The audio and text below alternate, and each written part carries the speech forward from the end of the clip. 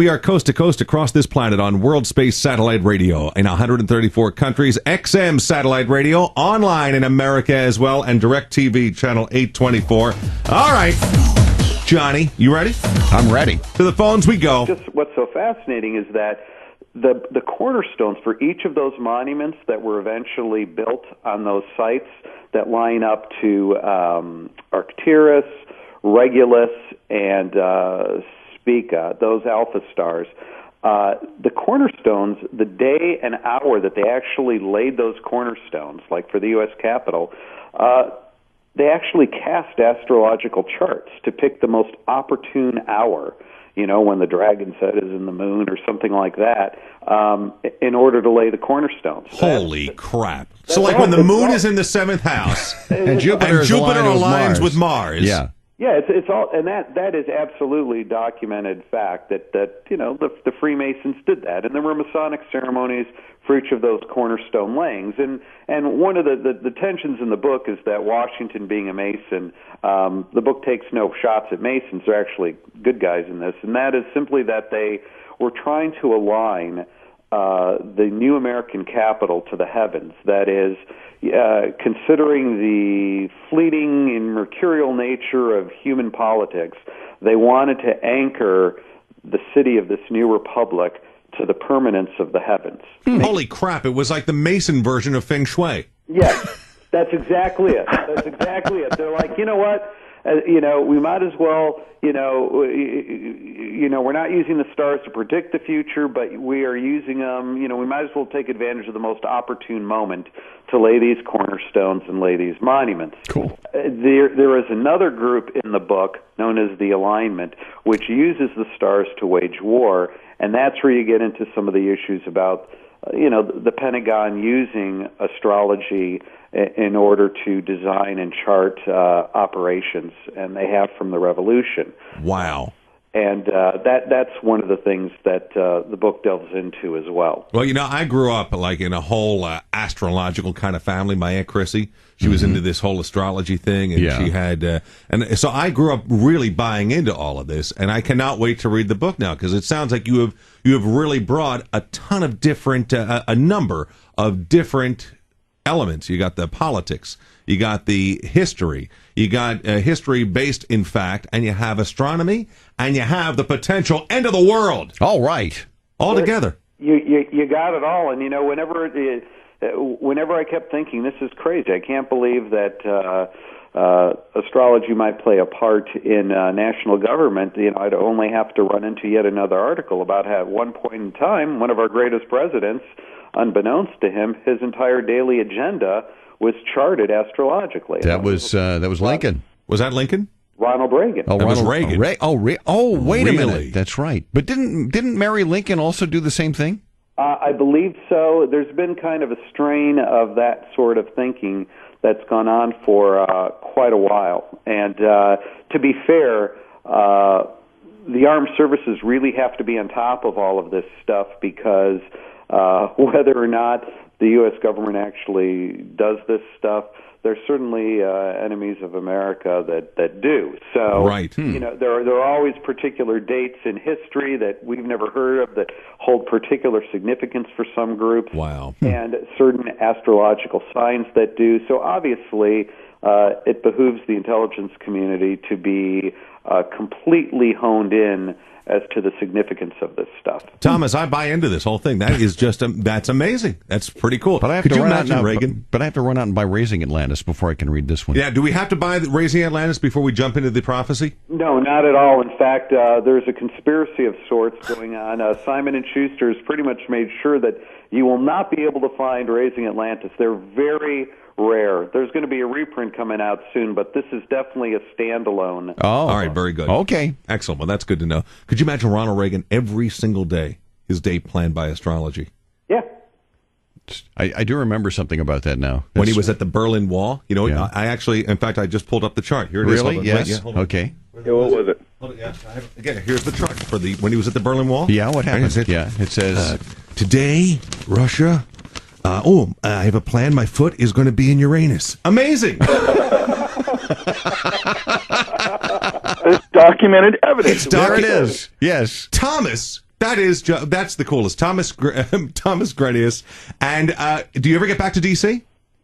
Pardon me? Do you ever get back to D.C.? Since this book is steeped in D.C., are you coming in for a book signing? What's going on? Allegedly, I'm going to be signing copies in the Great Hall of the Library of Congress on July 4th. No way! Wow. No kidding. I've never heard of a book signing there before.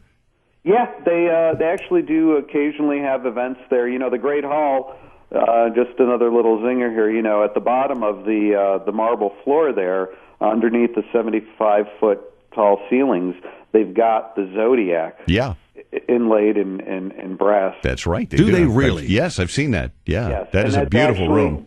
It's a secret compass that points to a particular direction, but you'll see that in the book. Wow. I'm going to go visit all these sites. That'll make I love all the stuff that ties in. It's like you don't even know that. Do you know what the great thing is? Standing on the map location of Truman Capote or something. Well, I hope you don't mind me mentioning this, but you reminds me of, remember how when people after the Da Vinci Code had come out, people would just swarm all over the Louvre, right? Like look for all different things and different signs. I was there. I had a book called Touring Paris with the Da Vinci Code. Do you know what I see happening? Yeah. Dude, I see this happening in Washington, D.C. because of your book, Atlantis Prophecy. Oh, this will be fun. I'm going to... Yeah, people start showing up with shovels and picks. Yeah.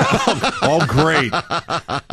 No, I actually see that happening. I see people going to it'll be great. It'll be, cool for tourism. Sure. Yeah. But how great is that? It's awesome. And you know what? The docents and the staff at these places are amazing people. They love it when people help. In fact, when I first showed up, I had a special secret tour there. Only 7 zodiacs had been identified in the Library of Congress, 7 secret zodiacs. And by the time they were taking me through, they excitedly told me that 2 docents and several visitors helped them find 14 more.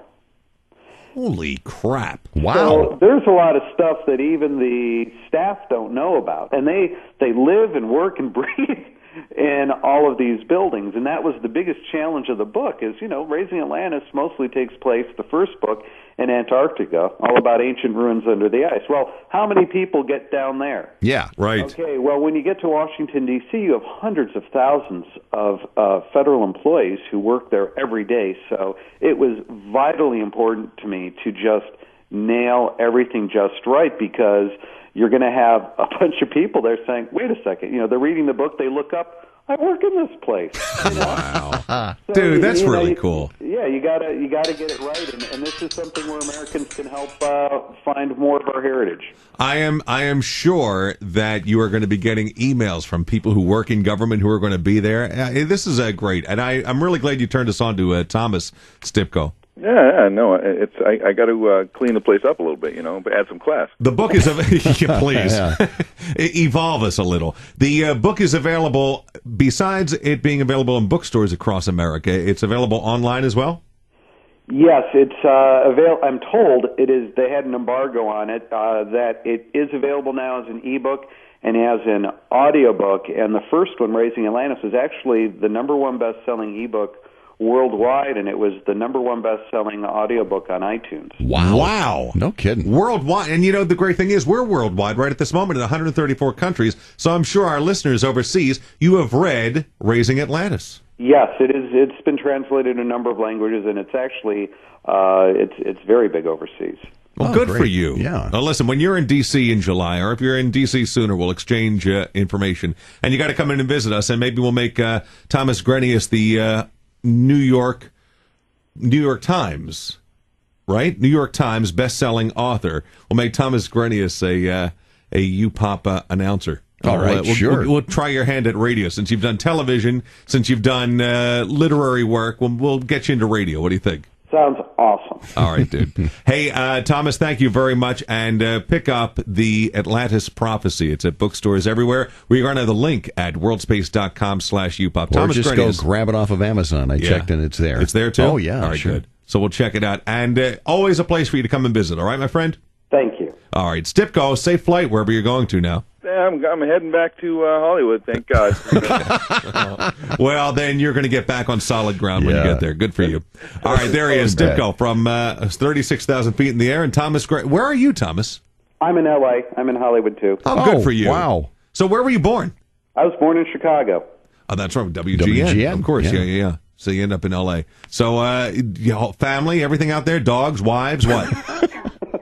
Everyone's out here. Okay, good. Everyone's accounted for. All right, dude. When you get to D.C., you come and visit, all right? Sure thing. All right, the book is The Atlantis Prophecy. It's the brilliant Thomas Greanias, and you could tell he's brilliant. Yes, because certainly smarter than we are. The great thing is, though, when you really listen to him, he actually spoke at our level. Yeah, it's called dumbing it down, which was great. Yeah, thank goodness. It was good for. He knows his audience. I like that about him. It's the Pop Around the World. This is UPop 29.